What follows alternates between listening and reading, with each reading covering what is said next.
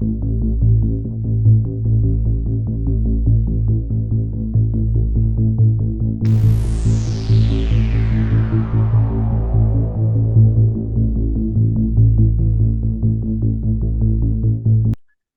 good evening, everybody, or good afternoon, whatever time it is. I need to remind myself that this is not live, of course, this is a recording, and you're listening to the Disinfo Resilience Network podcast. And today, my guest is Iryna Shulikina, and she is the CEO of the German-based, Berlin-based NGO Vitsche. And please introduce yourself better than I can do it and tell us a little bit about you, about your work, and about the challenges you are facing in the um, last years. Unfortunately, it's already a long time. Yeah, indeed. Thank you so much for inviting me, Dietmar. Yes, our organization, Vitsche as initiative, was created because of the full-scale invasion and threat which Russia basically represents for European society and for Ukrainians and the world itself. And yeah, well, 1 month before, like on 30th of January was our first demonstration when we realized that the threat which is coming. And afterwards, we had like three more, and there was a full-scale invasion. And which started as an initiative of young people like to defend themselves and to cry for help. It turned into organization which right now is doing not only demonstration but very active on the field of fighting disinformation, working with the colonial mentalities. So we are trying to put Ukraine on the German and European map as a subjective country with its own culture, language, and history, not to be perceived always through this Russian East European, Russian dominated East European lens. We also respond to Ukrainian needs. So far, we see ourselves as campaigning NGO, and where we try to communicate very needed topics, like we had campaign about bringing back Ukrainian kids from Russia, which were deported. We are running right now still the campaign Ukraine for Ecology, so where we are talking about devastating impact of war in Ukrainian nature as well, and many others. So like very, very shortly. You mentioned the Russian lens, and this is something that we also see in Austria. And I'm very happy that we have at least a couple of professors and academics who to counter that, yeah, who say there were mistakes in the past and that there are very good scholars who actively now promote a different way of thinking because it's a way of thinking to view the world of almost half of Europe through the Russian lens. I would like to ask you, when you speak to your peers in NGOs, Ukrainian NGOs in other countries, and I guess you have also a certain kind of overview. Do you think that this problem with the Russian lens is in particular strong developed in Germany compared to other European countries? Germany is definitely a special case, and Russian lens has its history in different countries. Like when you talk to French people, they still have this uh, pre like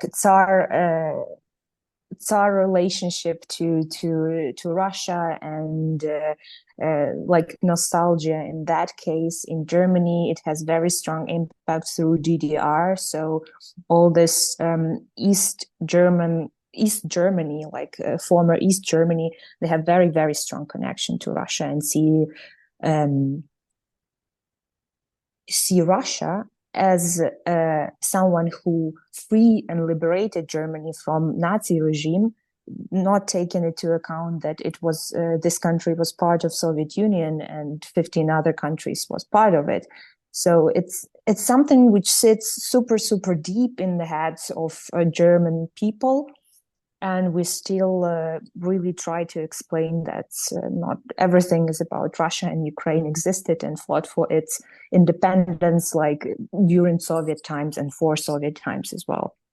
Yeah, so I would say it's very country specific, depending where Soviet Union also, and because Soviet Union was really like Russia culture was very dominated, and in Soviet Union it was the top top people, top nationality, and everybody else have to deal with that. Even language was Russian, so other languages were low class people languages, so to say.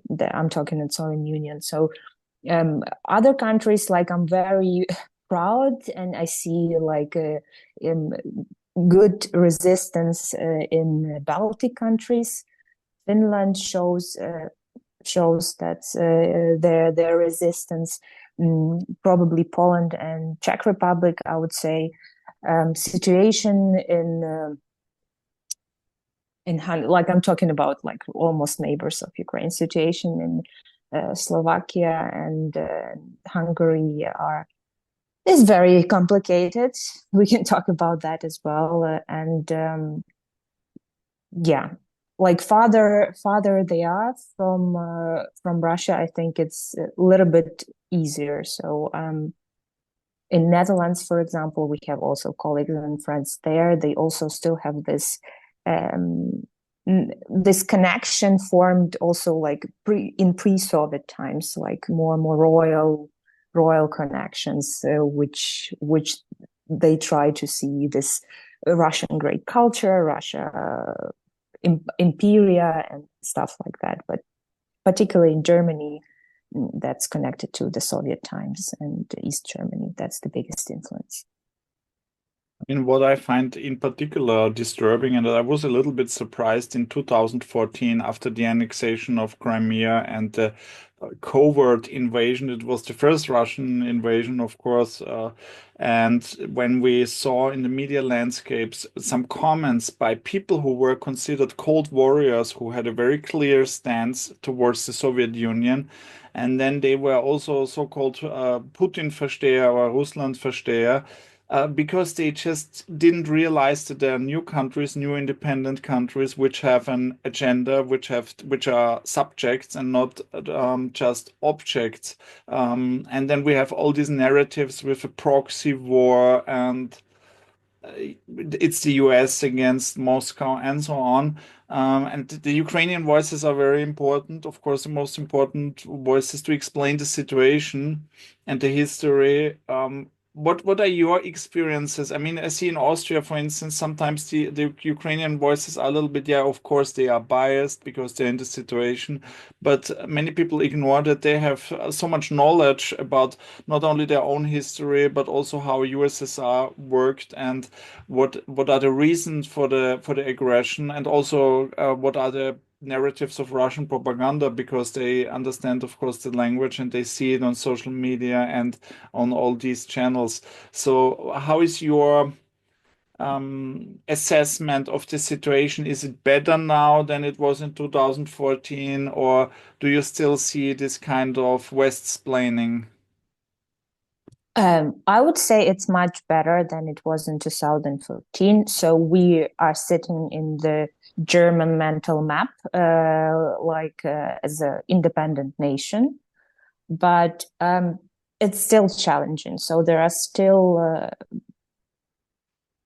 a lot of to explain, and people are tending to believe to the propaganda narratives that, well, actually, Russia has a right on the Ukrainian land, or Ukrainian language, like Ukrainians are not deserved to be spoken to Ukrainian because, well, they still understand Russian. What's the problem? So they will be always spoken to in Russian language. And when people are resisting, and I'm happy when people are resistant and say like, no, I don't want to get any help in Russian. I want to be taught. I want that you talk to me Ukrainian because I'm Ukrainian, and Russia, it's a language of aggressor who is attacking and killing us.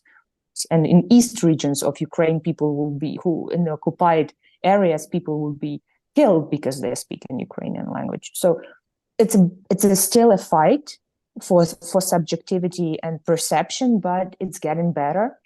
Not as good as we wish it to have this time, but baby steps, like as soon as we are persistent, and we are a lot here, more than anywhere else in Europe, we are trying to fight further. I find it very interesting because there's obviously in Russian propaganda, there's a lot of projection going on. So they accuse others what they self are doing. For instance, they accused the Ukrainians that the Russian language is banned, which never happened. Every time I was in Ukraine, it was the whole trip was a debunking of this narrative, and now a lot of journalists and a lot of people I know in Ukraine told me now we speak now Ukrainian because not because we are forced, but because we don't want to give in to this Russian imperialism, because they say we need to protect, and we know what kind of protection they mean, Russian speakers, and that Russian speakers are also Russian. And this is something already in 2014, many people told me is completely wrong. And it's very difficult to convince people if they are so exposed. And in Germany, it's one of the main targets of the influence campaign. You organized a very nice conference recently, and I had the pleasure and honor to be one of the speakers there. Are you satisfied? And can you tell us a little bit about the approach and who were the guests? It was really cool. It was big. It was very well organized. So yeah, congratulations. Thank you so much. I was also very happy. Our team was very happy to welcome you and our guests as well. Soon we will publish a video with you, with your talk. I hope people can enjoy as well. We are publishing right now. You can also watch this conference online, and we are posting the videos from the other stage, which was not broadcasted live. And we had like more than 200 visitors and more than 450 people online who've been watching and following us. And I think it's great success. I hope we will keep pushing further. So far, we also have managed to create a network of 60 media, academic, and cultural professionals who are working on the topic of disinformation. And we want to develop this network to conquer it. And the impulse to do that was, of course, situation in Germany. And we have seen that how the Russian propaganda is turning and investing on, and we need better resistance.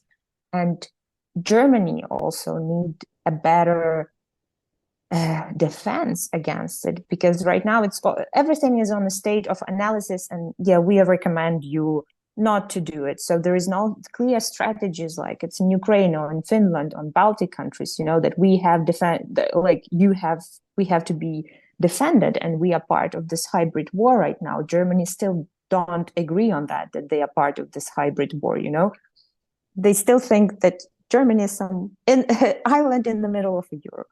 And we had luck to cooperate also with the Kiev School of Economics, and they were supporting our research project. So 4 researchers from Germany, Moldova, and Ukraine wrote their articles, which we are published soon.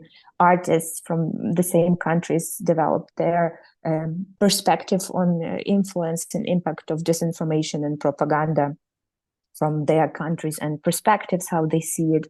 We have amazing speakers and ignited speeches from a former minister Kuleba, from current warriors, from head of Krim Tatarian community, Medjlis in Ukraine. We had Philip Obaji, who told us about situation in Africa and how Russian propaganda influenced Nigeria and how they are fighting against it.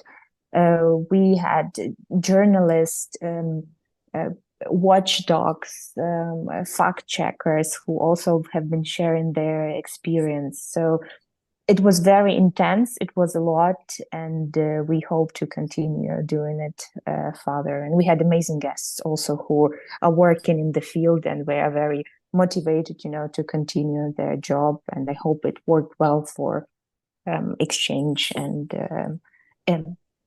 like impulse and inspiration to do it further.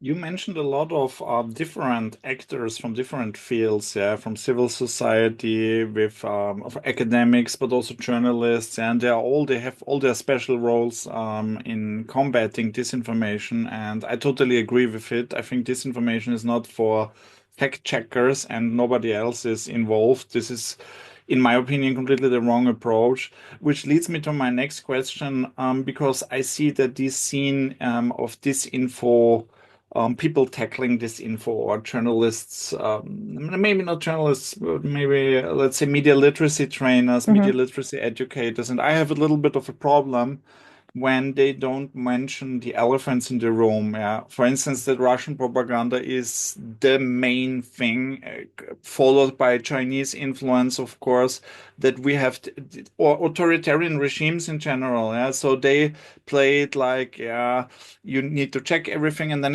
the next problem is that they don't mention everything that is outside of social media, so that we have a discourse, and it's in the whole German speaking world, that disinformation, this is something happens only on social media, and there is no critical discourse about what is going on in so-called mainstream media, so established media, the Yeah. media we can basically trust at least a lot more. This is of course true, but the impact when I see these agents of influence, this let's say Russian mouthpieces, it's a hard word, but unfortunately true. When I see them speaking at universities and speaking in TV, and there is no correction, there is no debunking, there's no exposing, that worries me a lot, because I think on social media we have our shield up, and there we don't have it. So I would like to hear your opinion on that problem, because I think that you agree. And what are your experiences? Yeah, did you do you think in Germany there are some people waking up on that and realizing it, or is it still that it's something that's only between us in a little scene? I really I really see it as a big problem, and it always kind of shocked me, when what we have in this classical media, right?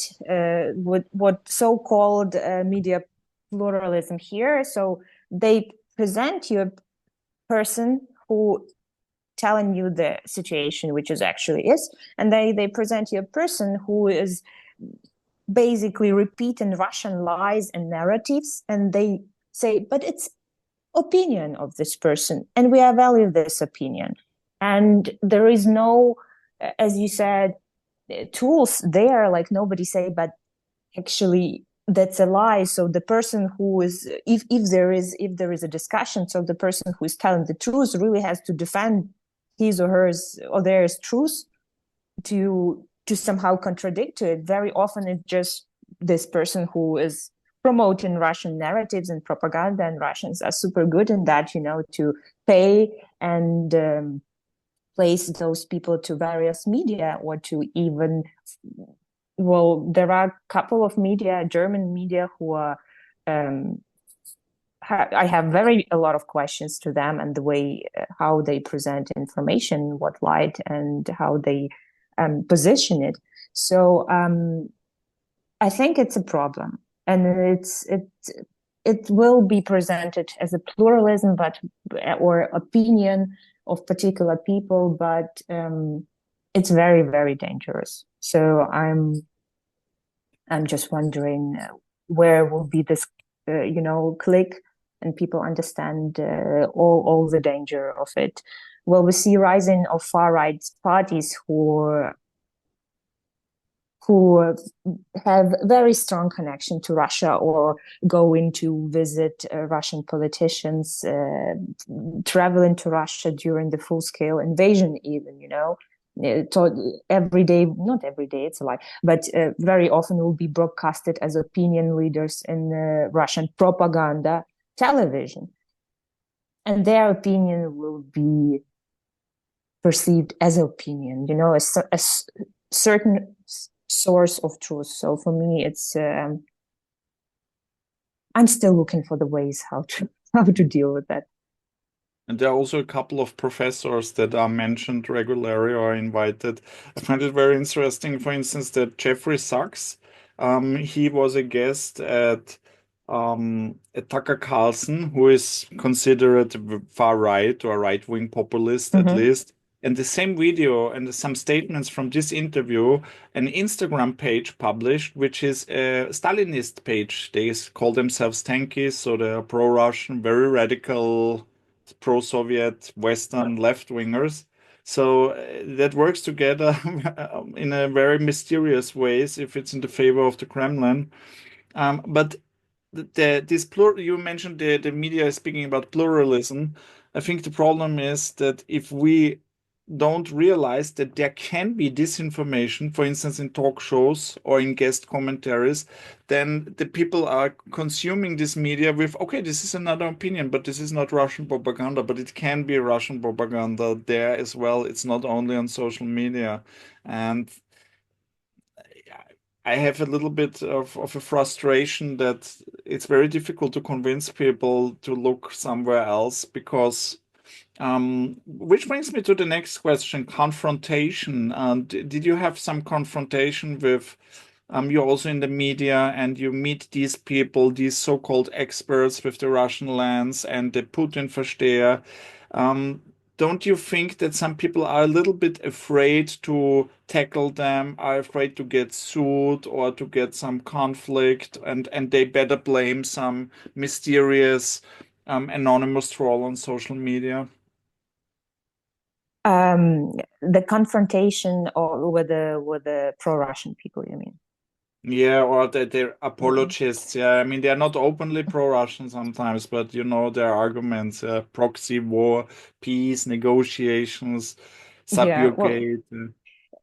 in 2002, our first of big victories, we were we are protesting and made a campaign against Ovsyannikova, who was invited to work in Die Welt.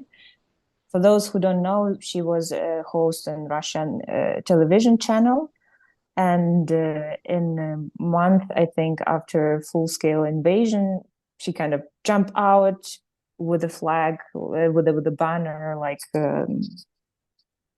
I don't remember what exactly was written, but something against like stop war or something, a no to the war. And then she flew, so to say, to Germany and was directly suggested a place in one of the biggest developed German medias. And we were very against it because exactly what you say has happened, So she was like, she didn't have strong opinion about sanctions. She didn't have strong opinion about what happened in Ukraine and how people would be killed, Crimea and everything else. So we were protesting. We were very loud about the situation, and she was eventually fired. So she didn't work there anymore.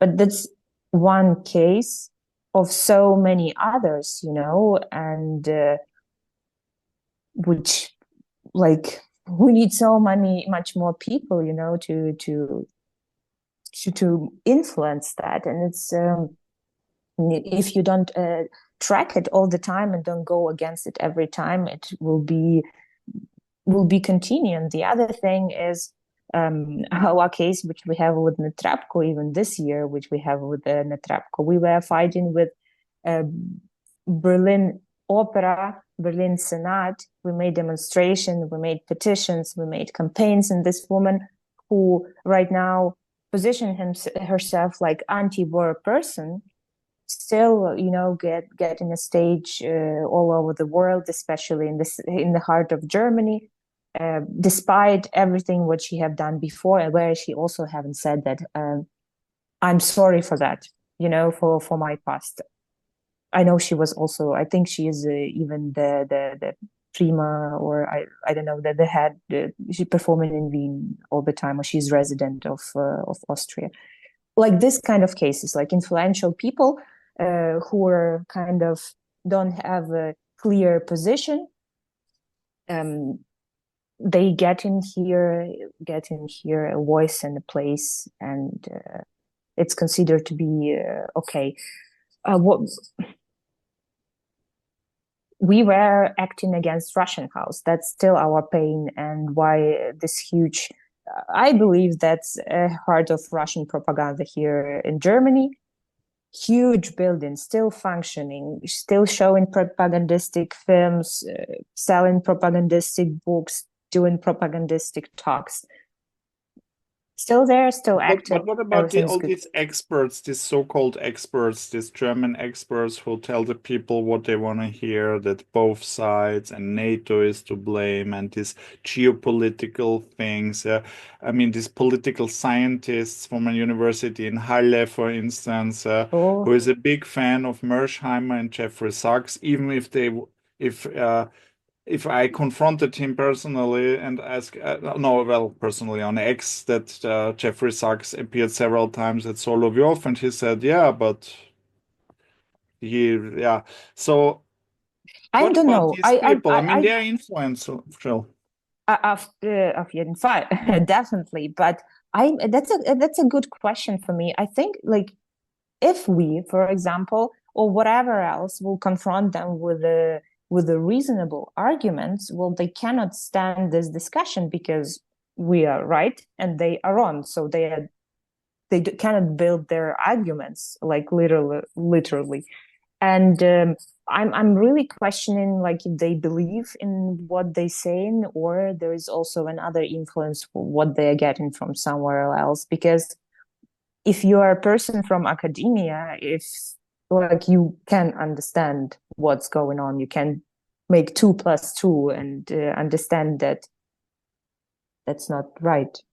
No, I don't want to say anything further because but yeah, it's not understandable how they can be so convinced and they are so immune to arguments. It's ridiculous, especially after so many years. I mean, some people were already active in 2014 and they did not change. They become even more radical in their opinion.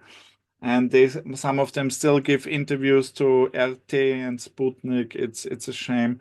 But you mentioned something else which I find very interesting topic, the so-called Russian opposition, which is a disappointment. And I want to make it completely clear that I remember the after the start of the full-scale invasion, the Ukrainians they put a lot of hope into the opposition and in the protests in Russia. And they opened their arms for the Russians. I remember Zelensky, his speech in Yeah. Russian. I mean, there was a lot in Russian back then, but it was a speak that was addressing the Russian people and all this campaigning to reach the people, to tell them it's not just a military operation, it's a war, please stop it. And the opposition. And then there was this problem and disappointing moment that the opposition was not, I mean, huge parts of the opposition, almost everybody, especially the famous people, they Mm-hmm. were not distancing themselves from the Russian imperialism. They just said something like, yeah, we are also against Putin, but if Putin is gone, then Ukrainians can be our little brothers again, or something like that. They didn't say it openly, but, and then you mentioned also the weapons support that they say, no, we are not sure, and the sanctions. And only a few people, a few voices are different, like Kasparov, yeah, who attack the Russian opposition for what they are not, yeah, a real opposition against this war. Yeah. And then there was this meeting of Sarah Wagenknecht and Sobchak, or no, is he called Sobchak? Sobchak. Uh, Something like, was it an interview? no, they met Something somehow. like It that. was on Instagram. I don't know what, but Ksenia Sobchak, I think, was Yeah, in. could be. But yeah, let's not go deeper because maybe it's Well, Wagenknecht my is very. Let's not talk about her at all. I don't it's know. I like don't want to say Pandora what they box. spoke about. I was not there, so but in general, do you see any kind of development here that are Germans? Do you find more Germans who understand that? Because I had many experiences that I have people with a very, very clear, very strong opinion, very supportive of Ukraine. And then when it comes to Russian opposition, I think, oh my God, this is so naive. This is so Western. My theory, like first of all, Russian opposition, yeah, it's a big disappointment. 3 years of war, they still not didn't manage to unite somehow and to present reasonable force or to show somehow that they um, are ready to defeat a current regime. So if we see other communities, I don't know, Belarusian community Belarusian community has a strong opposition. So they have a leader, they have opposition, they are fighting for their people somehow. So yeah, we can see Iranian people who are trying to fight the regime, and I don't see any like this and standing for Ukraine. I don't see this from Russian. I'm sorry, it's a huge disappointment, and as you said, they are saying that we are against the sanctions. Crimea maybe will be staying Russian because It's a somehow sandwich. It's yeah, not a it's a sandwich. sandwich. It's not a sandwich, and our people can yeah, no weapons. Like how can you shoot in Russia territory? Of course. So and Putin, yeah, as you say, maybe is not so bad. Maybe we can deal with them eventually. So it's very vague. It doesn't have any power so far. I didn't have any good experience or heard anything reasonable from those people. I think that's my theory, not proven, because of German history and its consequences. So they can somehow understand Russians as a land of aggressor better. And they really have this naive hope that, but not all like Germans were Nazis or mean or whatever. So not all the Russian are aggressors who are like they are, I don't know, racist. Yeah, so they have this belief in something better, and I'm sure as soon as Russian opposition will do something reasonable, they will be very supporting it. So yeah, like all media boomed when they try to do something, but they don't do anything. So that's the biggest problem. So I don't have hopes anymore in them. Not now. They speak only about the fight against corruption.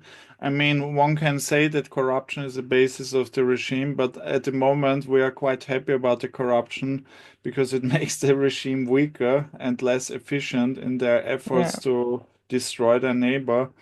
And I mean, I think that these oppositions, they know how the education of the Russian system is, and that if they want to be successful, they need to promote these imperialistic views, which makes them. I mean, it's not the same, of course, as Putin, and that would be not right to say, but unfortunately, the disappointment and the lack of real support is obvious. Do you Yeah. think that there can be some developments in the future that can change something in the perception of these people, or do you think there can be somebody else who has a clear vision, um, a real supportive vision? Did you meet? Because I heard there are some background talks that the Ukrainian community is from here and there finding people who are really supportive, who are from Belarus, from Russia. Like, of course, that will be stupid to say that all Russians are horrible people attacking Ukraine. There are people who are helping, but they are super incognito and they have to return kids. They help to save people on the occupied territories. So they do a very discreet job. And when the war is over, we will honor them as heroes. They fight for Ukraine. But that's not Russian opposition. I'm sorry. So Yeah, that's yeah. that's that's different people. I right now I don't hear and see anything movements. Those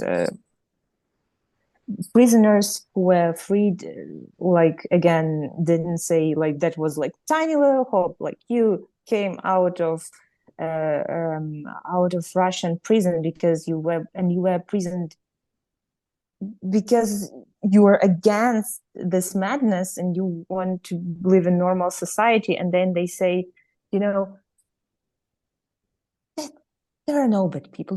I was even in the prison, like I was tortured, but then sometimes I found a candy in my pocket. Isn't it nice? And you're like, what the hell? Like you have to fight against the regime with all your means.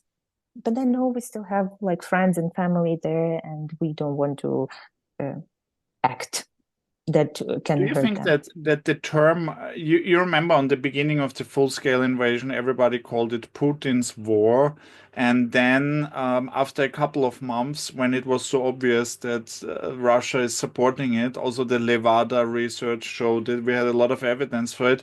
Then Yeah. people said, and I was one of them, we should not call it Putin's war. It's not only Putin. Obviously, there's a huge support in society, and there are a lot of stakeholders and education system, and there is a system. And then it was criticized to call it Putin's war. And do you think it's now a little bit better that less people call it Putin's war, that they call it Russian war of aggression, which it is, of course? That it's finally somehow landing slowly, not so good. I see it also, you know why? Because Germany was also very, like, by talking about my perspective in Germany, Germany was economically very connected to Russia. So a lot of businesses still are still there, still making money. Politicians still have relations. I don't know. There are some relationships in really different level, and to blame all the country not to lose their profit or their connection, which they can benefit from. I thought it was also like, strategical move. And that's why a lot of, um, there was such a resistance to agree that Russia is actually a problem because yeah, a lot of people lose a lot because of that war. You understand what I mean? Thank you very much. Unfortunately, our time is already over and you have to go to the next meeting, you told me before. Thank you very much for your insights and for your fantastic